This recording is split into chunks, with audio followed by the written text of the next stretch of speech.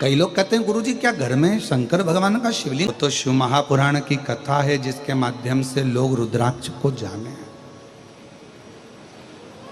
रुद्राक्ष को पहचाने।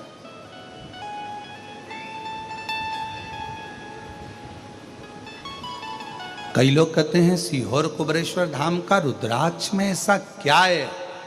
हम कहते हैं जब लेकर जाओगे कुबरेश्वर धाम से मांग कर, जब हाथ फैलाकर लेकर जाओगे, विनय कर कर लेकर जाओगे, तो वो रुद्राक्ष केवल रुद्राक्ष नहीं, मेरा शंकर तुम्हारा दुख मिटाने स्वयं जाएगा। स्वयं स्वयं जाएगा।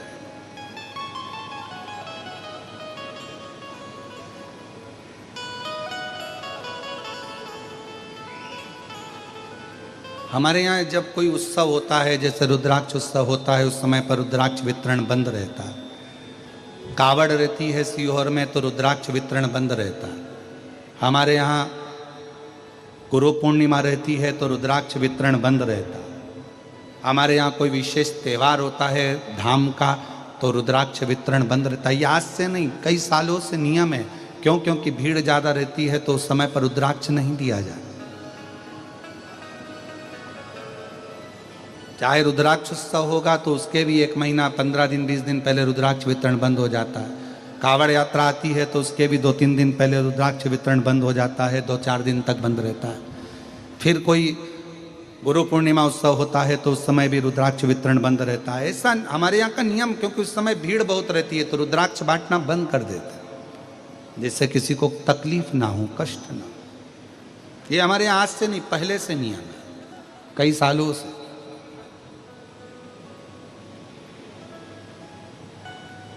और लोग बदनाम किस चीज को करते हैं कि रुद्राक्ष बट रहा था, ऐसा हो गया, वैसा हो गया, भगदड़ हो गई। और उसको लोग ध्यान तो देते नहीं है कि जब उत्सव होते हैं तो रुद्राक्ष वितरण बंद रहता है।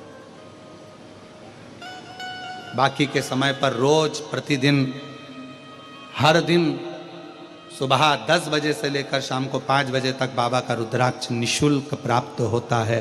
हमारे यहाँ का रुद्राक्ष कुबरेश्वर धाम का बेचा भी नहीं जाता, कहीं पर भेजा भी नहीं जाता, खुद लेना पड़ता है, खुद लेना पड़ता। शिव शिव है, शंकर शंकर है, ओघड़ी है, उसका विश्वास तो मूल है, उसका भरोसा मूल।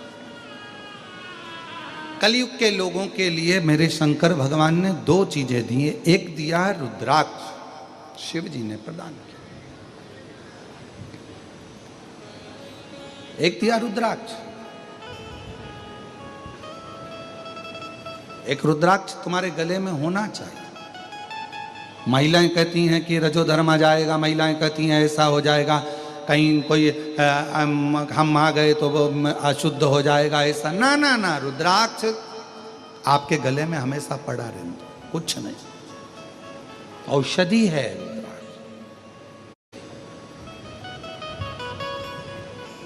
और सीहोर का रुद्राक्ष तो कभी मिल जाए और उसको आपने लाल धागे में डालकर पहन लिया तो भगवान की कृपा तो है, शिव भाई।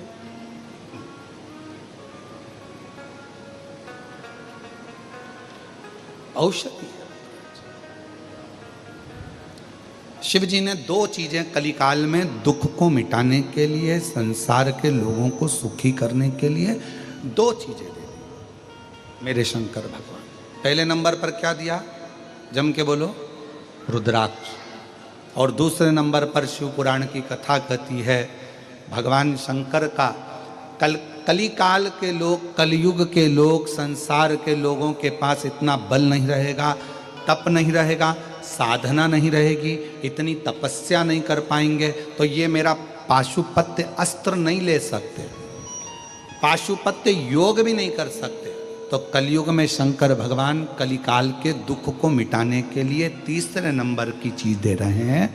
और वो ना तो पाशुपत्य अस्त्र के लिए कर रहे हैं, ना पाशुपत्य योग के लिए कर रहे हैं। फिर उन्होंने 3री चीज दे दी, 2रे नंबर पर दिया है पशुपति व्रत। ये कलयुग काल के लिए।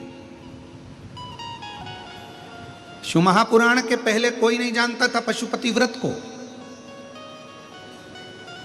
क्योंकि ये ऐसा व्रत है कि आपको किसी के आगे हाथ नहीं फैलाना पड़ता। ये ऐसा व्रत है जिसको मनुष्य जब चाहे तब किसी भी सोमवार से चालू कर सकता है। 5 सोमवार का ये व्रत होता है। पहले सोमवार, दूसरे सोमवार, तीसरा, चौथा और 5 सोमवार का व्रत होता है। 5 सोमवार को एक ही मंदिर के अंदर जाकर पूजन करी जाती, मंदिर नहीं बदला जाता। सोमवार के दिन पूजन की थाली जो सवेरे मंदिर जाती है पूजा करने के लिए, आप पूजा की थाली में सारा अभिषेक पूजन का सामान लेकर मंदिर जाते हो, शिव जी का पूजन करते हो, वही थाली वापिस घर पर आकर ढक कर रख दी जाती है। शाम को फिर वही थाली वापिस प्रदोष काल में पूजन के लिए जाती है। उसमें प्रसाद जाता है एक पात्र के अंदर। 3 हिस्से करने के लिए दोना या कागज या जो भी सामग्री आपके पास में हो वो जाता है। 6 दिए जाते हैं, 6 दीपक जाते हैं मंदिर के अंदर। मंदिर में पूजन वगैरह उसी थाली से, जो तुमने सवेरे पूजन करी थी उसी थाली से होती है। पूजन करने के बाद में 6 दिए जमीन पर रखे जाते हैं, 5 दिए प्रज्वलित करे जाते हैं, जलाए जाते हैं। प्रसाद के 3 हिस्से करे जाते हैं।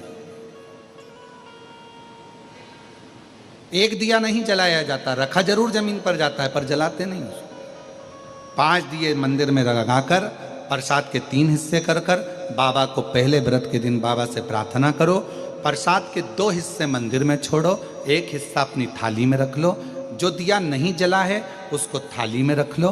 बाबा को प्रणाम कर कर, बाबा आज मेरा पहला पशुपति व्रत है, बाबा स्वीकार करना। पशुपति व्रत का नियम है कि एक समय फलाहार, एक समय भोजन आप कर सकते हैं, पर भोजन शाम के समय करें। और भोजन करने से पहले जो प्रसाद आप लेकर आए हो मंदिर से, वो प्रसाद पहले आपको खाना है। प्रसाद नमकीन नहीं जाता, मीठे का जाता है। बाजार का बना हुआ प्रसाद नहीं जाता। घर में मीठा भात बना लो, मीठे चावल बना लो, हलवा बना लो, सीरा बना लो, खीर बना लो, जो घर में बना सकते हो मीठा वो लेकर। अपना जो प्रसाद का हिस्सा लेकर आते हो उसमें से ना तो पोता पोती, परिवार, पत्नी, बच्चा किसी को नहीं देना है, खुद को खाना है। जिसका व्रत होता स्वयं, उसमें से हिस्सा नहीं। प्रसाद जितना भगवान शंकर के लिए बनाया जाता है कढ़ैया में, तबेली में, भगोनी में, वो पूरा की पूरा जाता है। ये नहीं कि कढ़ाई में आपने आधा छोड़ दिया और आधा लेकर मंदिर चलेगा और फिर मंदिर में 3 हिस्से कर दिए, ऐसा नहीं हो सकता। जितना बनेगा उतना पूरा की पूरा ही जाए। जो 6ठे नंबर का दिया है, जब प्रसाद का हिस्सा लेकर घर में आओ, घर के अंदर प्रवेश करने से पहले सीधे हाथ में, अपना सीधा हाथ राइट हैंड पर बैठ जाओ घर के बाहर, राइट हैंड में दिया लगा दो घर के बाहर। 6ठे नंबर का दिया यहाँ प्रज्वलित कर दो, जला दो। बाबा को प्रार्थना कर कर घर में प्रवेश कर जाओ। प्रसाद का जो हिस्सा है भोजन करने से पहले वो खाओ, फिर भोजन करो, सात्विक भोजन करिए। ऐसे 5 व्रत होते हैं। बीच में अगर रजोधर्म आ जाता है, रजस्वला हो जाते हो, कहीं जाना पड़ जाता है, कोई फंक्शन आ जाता है, तो उस व्रत को नहीं गिना जाता, फिर अगला व्रत गिना जाता, उस व्रत को नहीं गिनता। पर होते 5 ही व्रत। जब 5वां व्रत पूर्ण हो पशुपतिनाथ का, 5वें व्रत के दिन फिर वही की वही पूजन का विधान। पर शाम के समय एक श्रीफल, 108 या तो चावल के दाने, मूंग के दाने, या 108 गुलाब की पंखड़ी, फूल, पत्ती, बेलपत्र, कुछ भी 108 सामग्री लेकर मंदिर जाना है। श्रीफल भेंट लेकर जाओ, बाबा को समर्पित करो। 108 दाने श्री शिवाय नमस्तुभ्यम कहकर, पंचाक्षर मंत्र नमः शिवाय कहकर या ओम नमः शिवाय कहकर चढ़ाओ। बाबा को अपनी कामना करो, बाबा आज मेरा व्रत पूर्ण हुआ है, स्वीकार करना बाबा। मैंने सुना है तो 3 महीने में गोदी भर देता है, ऐसी कृपा करना बाबा। विनय कर कर वापिस सजाओ। 5वां व्रत भी वैसा कि वैसा ही करो जैसा नियम है। ये बाबा का उद्यापन हो जाता है 108 सामग्री चढ़ाने पर, अलग से उद्यापन की जरूरत नहीं पड़ती। ये शिव जी का पशुपति व्रत। हम पाशुपत्य अस्त्र प्राप्त नहीं कर सकते। भगवान देवाधिदेव महादेव ने पाशुपत्य अस्त्र भगवान राम जी को दिया है, क्योंकि उन्हें तप करा था, साधना करी थी, उपासना करी थी। भगवान शंकर ने पाशुपत्य अस्त्र भगवान कृष्ण को दिया है, क्योंकि उन्होंने तप साधना करी।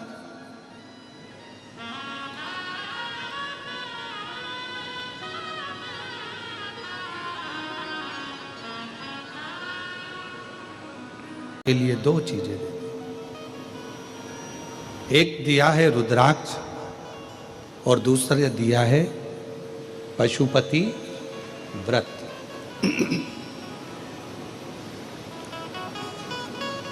पशुपति व्रत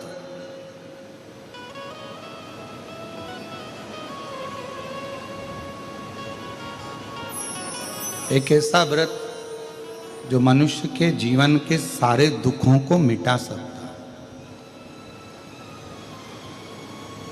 और ऐसा नहीं कि इसको एक बार ही करा जाता है या दो बार करा जाता है। तुम्हारा मन कर जाए जब, जिस महीने में जब तुम्हारा मन करे तब पशुपति व्रत को धारण कर सकते। और एक बार नहीं, हजारों बार भी इस पशुपति व्रत को कर सकते।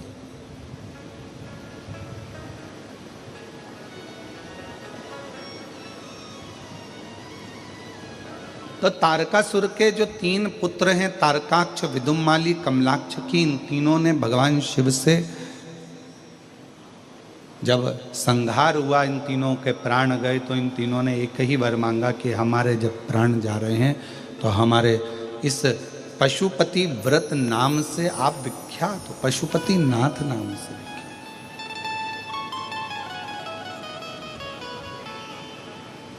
एक व्रत की पुण्याई,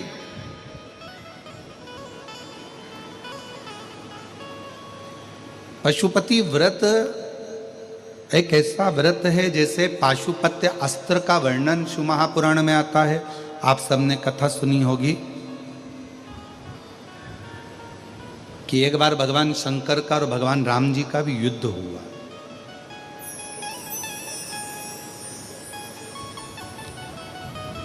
अब आप कहेंगे कि भगवान राम जी तो शिव जी के बड़े आदर करते हैं और भगवान शंकर भगवान राम जी का बड़ा आदर करते हैं, फिर भी युद्ध हुआ है।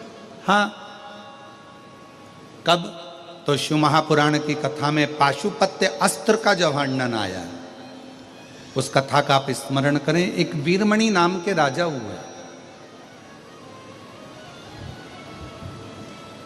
और वो वीरमणि ऐसे राजा थे जो शंकर भगवान के दर्शन के बिना, शिव जी के चरणारविंद की पूजन के बिना, शंकर भगवान के मंदिर में दीप प्रज्वलन के बिना, शिव जी के मंदिर के सामने से बिना निकले कभी जाते ही नहीं थे।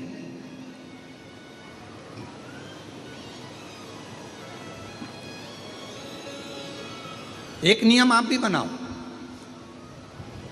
हम ऑफिस जाएं तो शंकर जी के मंदिर के सामने से निकल, भले हम मंदिर के अंदर नहीं जा रहे पर शिव जी के मंदिर के सामने से निकल जाए। हम किसी कार्य के लिए जा रहे हैं, कोई काम के लिए जा रहे हैं, शंकर भगवान के मंदिर के सामने से निकल जाएं। या अपने घर में जो शिवलिंग है उस शिवलिंग का दर्शन कर कर, बेलपत्र का स्पर्श कर कर, बाबा को अपने मन का भाव कर कर वहां से निकल कर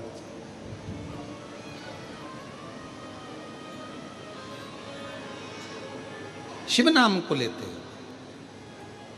एक वीरमणि नाम के राजा हुए।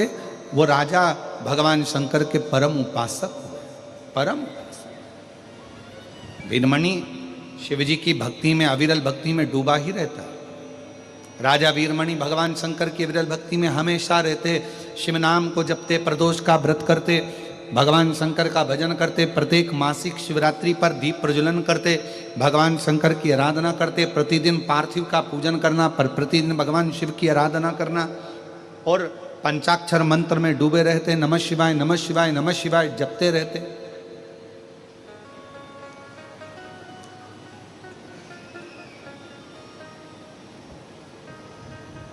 शिव नाम को जपना, शिव नाम का स्मरण करना वीरमणि करते। वीरमणि का एक बेटा था जिसका नाम था रुकमंगल। राम जी के राज्य में एक बड़ा सा यज्ञ हुआ, अश्वमेध यज्ञ, और उस अश्वमेध यज्ञ के होते ही, उस अश्वमेध यज्ञ के होने पर इतना दिव्य और भव्य यज्ञ हुआ जिसका अश्व छोड़ा गया, अश्व को छोड़ा। और जब अश्व को छोड़ा तो वीरमणि के बेटे रुक अंगत ने उस घोड़े को, उस अश्व को पकड़ लिया और अश्व को पकड़कर भगवान भक्त के वश। सामने जो खड़े हैं हनुमान जी देख रहे हैं कि मैं शिव का अंश हूं, पर ये मेरे तो भक्त हैं, शंकर के भक्त हैं, इनके बंधन में मुझे बंधना पड़ेगा। और भक्त के बंधन में भगवान बंध जाते हैं, बंध जाते हैं।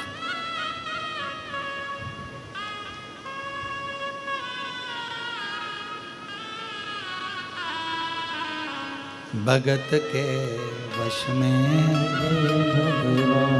शिव भोले बाबा की, रोज काशी में डोले, शिव को शंभु बोले, शिव को बोले, शिव को शंभु बोले, शिव को बोले। प्यार करने वो लागी शिव से, प्यार करने वो लागी शिव से, अपने पिता समान भगत के वश में भगवान, भगत के वश में भगवान, भगत के वश में भगवान। बंधन से मुक्त हो शिव स्वयं राम जी आए, मालूम पड़ा हनुमान बंधन में, भक्त के बंधन में आए राम जी। सामने कहा इसको छोड़ो, नहीं छूटा। वीरमणि की ओर से युद्ध लड़ने के लिए स्वयं शिव जी है। राम जी ने देखा सामने शंकर और शिव का भक्त, और मैं इधर से बाण चढ़ाऊंगी, ठीक कैसे, तो क्या करा जाए। तब जो शंकर भगवान ने श्री राम जी महाराज को पाशुपत्य अस्त्र दिया था, वो पाशुपत्य अस्त्र राम जी ने छोड़ा शंकर भगवान की ओर, तो शिव जी प्रसन्न हो गए कि मुझको मुझसे ही प्रणाम करा रहे हो, धन्य है राम, धन्य है राम, धन्य। भगवान शंकर प्रसन्न हुए, वीरमणि और रुक्मंगद ने अश्व को छोड़ दिया। भगवान शिव जी ने पुष्कल को वापस जीवित किया और सब आनंद में हो गया, क्योंकि पाशुपत्य अस्त्र, पाशुपत्य योग और पाशुपत्य व्रत जब ये सामने आ जाते हैं तो शंकर की करुणा बरसना प्रारंभ हो जाती है, शिव की करुणा। ऐसा सुंदर योग आगे वर्णन आया है भगवान शिव की पवित्र कथा का मंगल भाव करते करते। तुमरुका जी चंचुला देवी को बड़े भाव के साथ में आनंदमय प्रसंग में सुंदर 12 ज्योतिर्लिंग का चरित्र श्रवण कराते हैं, जिसमें प्रथम ज्योतिर्लिंग के रूप में श्री सोमनाथ जी का वर्णन किया है।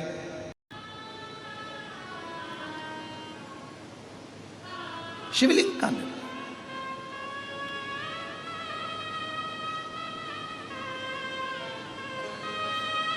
कई लोग कहते हैं गुरुजी क्या घर में शंकर भगवान का शिवलिंग रख सकते? क्यों नहीं रख सकते?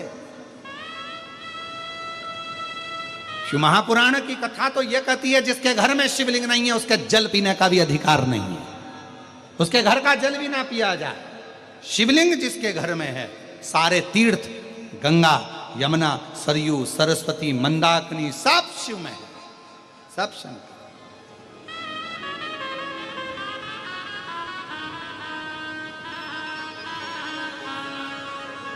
सब शिव में